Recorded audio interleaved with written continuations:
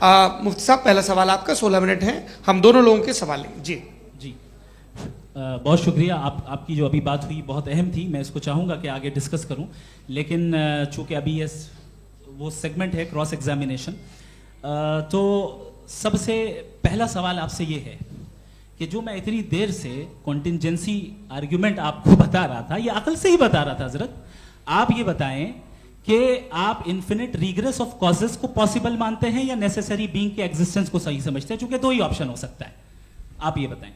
دیکھیے، آپ کو میں ایمانداری سے بات کروں، ایک تو میں کانٹیجنسی ورڈ ٹھیک سے سمجھتا ہوں، اور اس وقت بھی جو آپ نے انگریزی کے الفاظ استعمال کیے وہ ذرا تھوڑے سے مجھے ڈیفیکلٹ اور کمپلیکیٹڈ لگے، تو آپ ذرا سمپل زبان میں سوال کر سکتے ہیں؟ بالکل کر سکتا ہوں. جی.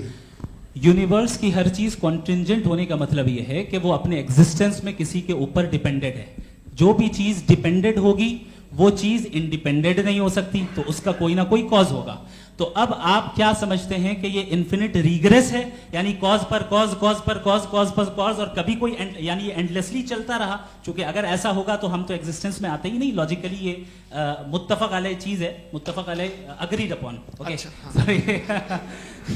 اس پہ ہم نے ایگری کیا تھا کہ مشکل شبد آئے گا تو ارتھ بتانا پڑے گا. تو انفینٹ ریگریس تو پاسبل نہیں ہے، تو کہیں نہ کہیں آپ کو رکنا پڑے گا ایسے نیسیسری بینگ پر. نہیں، کوئی ضرورت نہیں رکنے کی. کس نے کہا آپ رکنا پڑے گا؟ آپ رکتے ہیں خدا پہ، آپ نہیں رکتے. آپ کہتے ہیں وہ ہمیشہ سے، جب اس وقت سے جب وقت نہیں تھا. آپ کہاں رکتے ہیں کہ اب ہوا تھا وہ؟ آپ نہیں کہتے. ہم کیوں نہیں مان سکتے کہ یونیورس جو ہے اور بلکہ ملٹی ورسز جو ہے وہ ہمیشہ سے ہیں، وہ بنتی ہے، بگڑتی ہے. ایک ہمارے ہاں ایک چیز ہے بلیک ہول، وہ سمیٹ لیتا ہے واپس، پھر بلاسٹ ہوتا ہے، پھر پھیل جاتا ہے.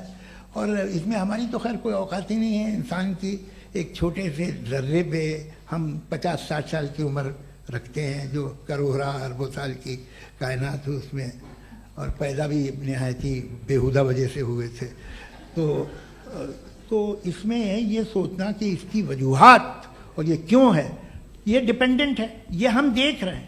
کیا معلوم؟ آپ سوچئے کہ یہ جو پھیل رہی ہے کائنات، یہ کہاں پھیل رہی ہے، یہ کہاں جا رہی ہے، اور یہ پھیل کیوں رہی ہے؟ ارے بنا لی تھی تم نے، رکو بھیا کافی ہے.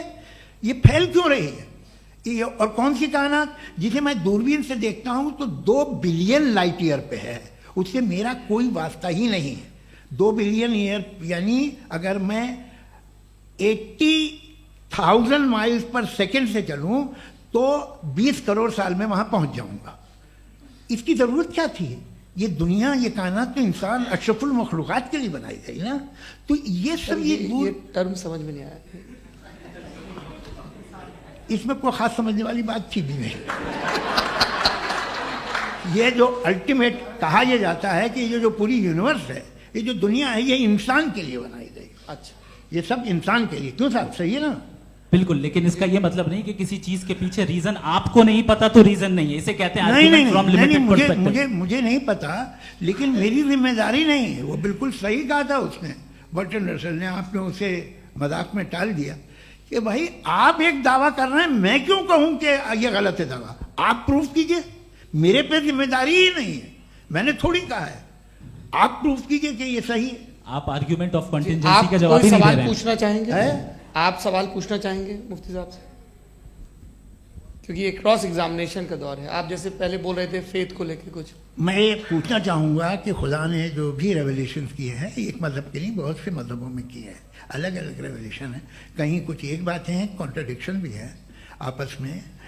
کہیں کچھ آپ کر سکتے ہیں، کہیں کچھ نہیں کر سکتے. ایسا نہیں ہے کہ سب کی کوڈ آف مورل ایک ہے. تو یہ قصہ کیا ہے؟ اب آپ یہ دیکھیے کہ مجھے کبھی کبھی لگتا ہے کہ یہ جو فٹ بال فائنل ہوتا ہے، لاکھوں لوگ ہوتے ہیں، پھر وہ ٹی وی کور کر کروڑوں لوگ. اگر اس میں خدا کی ایک بومنگ آواز آ جاتی، میں گاڈ ہوں، تو سارے لوگ ابھی سن لیتے اور ٹی وی پہ بھی سن لیتے، قصہ ختم ہوتا. یہ اتنی رازداری کیا ہے کہ تم سامنے کچھ تو ثبوت دے دو ہمیں سالڈ. یہ کہہ صاحب یہ یونیورس کیسے بنی، اس سے مسئلہ کیا حل ہوگا؟ میں پوچھوں گا آپ سے خدا کیسے بنا؟ کیوں نہیں پوچھوں گا کیسے بنا؟ بلکہ وہ تو کائنات سے کہیں زیادہ انٹیلیجنٹ ہے، کائنات سے کہیں زیادہ جی وہ ہمیشہ سے. آپ کہیں گے میں مان لوں گا. اچھا دویم वो कादिर मुतलक यानी कादिर मुतलक का मतलब ओमनी पोटेंट, वो जो चाहे कर सकता है। आपको नौकरी दिलवा सकता है, आपकी अच्छी जगह शादी करवा सकता है, आपके पड़ोसी का मुकदमा हरवा सकता है, आपको जिता सकता है, सब काम करता है। थोड़ा सा माइक क्लोज जी। वो इस दुनिया को चला कैसे रहा है, ये दुनिया कैसे चल रही है, आपको इस पर हैरत नहीं होती? या क़यामत के बाद कभी एक जस्टिस होगा, जब ये बच्चा मर चुका होगा जिसकी धज्जियाँ उड़ गई बम से, इसको इंसाफ मिलेगा तब। अच्छा अब जवाब दूं? हाँ जी। मैं वही इसीलिए आप की तरफ। सबसे पहले आपने रेवलेशन और स्क्रिप्चर्स की बात की, इस पे मैं बात कर सकता हूं लेकिन आज नहीं करूंगा चूंकि वक्त कम है, कभी और इस पे डिस्कस करेंगे। मैं तैयार हूं उस पे भी बात करने के लिए। ये अभी से राउंड 2 की भूमिका तय हो रही है। Does God exist round 2? चूंकि आज गॉड के एग्जिस्टेंस पे बात है तो मैं उसी के रिलेटेड जो है आपके सवालात को एंटरटेन भी करूंगा और मैं भी पूछूंगा। आपने कहा कि आपने साबित ही नहीं किया, जबकि आर्ग्यूमेंट ऑफ कॉन्टिंजेंसी बुनियादी आर्ग्यूमेंट है। आप मुझे कॉन्टिंजेंसी का मतलब बताइए, आपका मतलब क्या है कॉन्टिंजेंसी? कॉन्टिंजेंसी का मतलब यह हुआ कि हर वो वजूद जो किसी भी चीज का पाबंद है, हर वो वजूद या हर वो चीज जो अपने एग्जिस्टेंस में किसी भी चीज के पाबंद है और उससे बाउंड है, उसको उसकी जरूरत है, उस पर डिपेंड करती है, तो जाहिर सी बात है कि उसका कोई ना कोई कॉज होता है। ये तो अक्ल की बात है।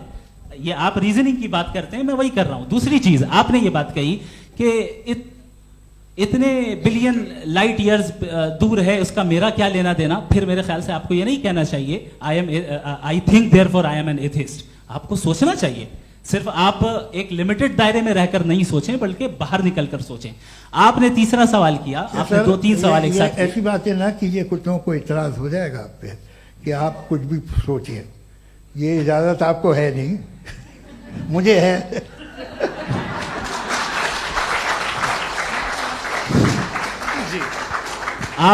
आपने प्रॉब्लम ऑफ इविल के ताल्लुक से सवाल किया और बार बार आप एक लफ्ज रिपीट कर रहे हैं कि ओमनीपोटेंट गॉड है, ऑल पावरफुल गॉड है।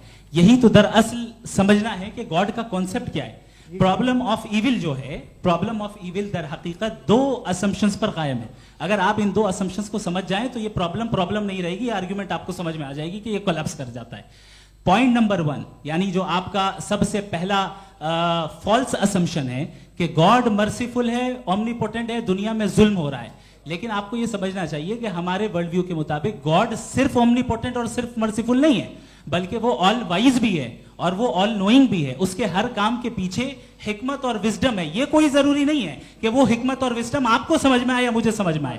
अगर आप जो समझ रहे हैं उसके मुताबिक आप फैसला कर रहे हैं, ये लिमिटेड पर्सपेक्टिव से आर्ग्यूमेंट है। और इस चीज को हम अपनी दुनिया में, अपने लाइफ में, डेली लाइफ में इस प्रिंसिपल को एक्सेप्ट करते हैं। हम जब किसी डॉक्टर के पास जाते हैं, डॉक्टर के पास जाकर वो अगर उसने हमें कोई दवाई दी है तो हम ये तो नहीं कहते कि जब तक आपके पास जितना नॉलेज और जितना विजडम नहीं है, आपने क्यों ये दवाई दी है, तब तक हम इस चीज को एक्सेप्ट नहीं करेंगे।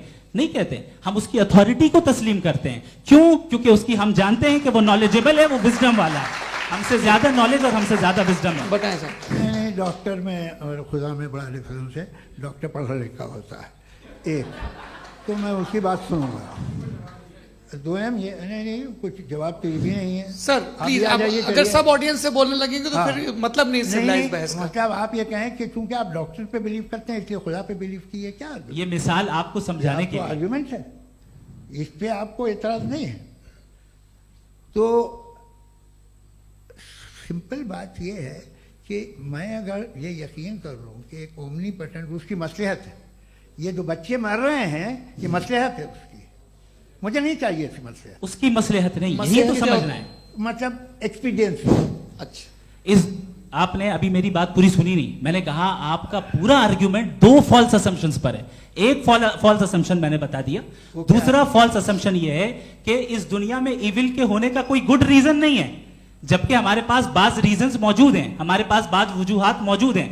अगर इस दुनिया में इविल ना हो तो आप गुड को डिफाइन कैसे करेंगे? अगर जुल्म ना हो आप इंसाफ को समझेंगे कैसे? अगर तारीकी ना हो तो आप लाइट को समझेंगे कैसे? बहुत अच्छे। अभी और सुन लें, अभी और बाकी है। ये तो बात बहुत पसंद आई साहब मुझे कि जब तक रेप ना हो तब तक औरतों की इज्जत का ख्याल आपने मेरा जवाब पूरा सुना ही नहीं। जब तक के बच्चों का कत्ल ना किया जाए तब तक आपको बच्चों की मासूमियत की इज्जत। आपने पूरा जवाब सुना ही नहीं। क्या बात है, क्या आपने नुक्ता निकाला?